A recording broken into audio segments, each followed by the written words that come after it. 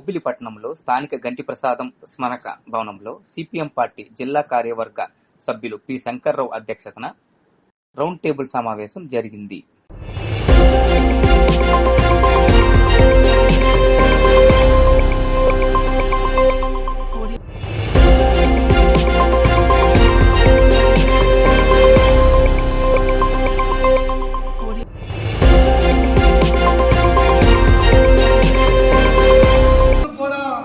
బిగించాలని నిర్ణయించారు.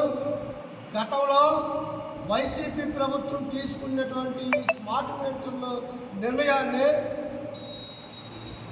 లోకేష్, చంద్రబాబు నాయుడు బహిరంగ సభల్లో ఈ స్మార్ట్ మీటర్లు బిగిస్తే పగలగొట్టండి చెప్పేసి పిలుపునిచ్చినటువంటి టీడీపీ కూటమి ప్రభుత్వం అదే జగన్మోహన్ రెడ్డి గారు చేసుకున్నటువంటి ఆదానితో ఒప్పందాన్ని మళ్ళీ ఇప్పుడు ఈ రాష్ట్రంలో టీడీపీ కూటమి ప్రభుత్వం అమలు చేయడానికి ప్రయత్నం చేస్తూ ఉంది. కాబట్టి ఇది చాలా అన్యాయమైంది.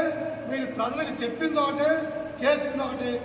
అదేవిధంగా సర్దుబాటు ఛార్జీలు కూడా చాలా విపరీతంగా ప్రతి నెల వేల రూపాయలు బిల్లులు పెంచిస్తున్నారు.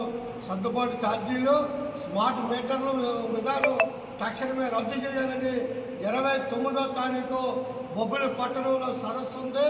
అలాగే 31 నుంచి 4వ తేదీ వరకు గ్రామాలు, పట్టణాల్లో ప్రచార కార్యక్రమం, సంతకాల సేకరణ కార్యక్రమం చేపడతా ఉన్నాం. 5వ తేదీ నాడు బొబ్బిలి డిఈ ఆఫీస్ ముందు ధర్నా కార్యక్రమం చేపట్టాం.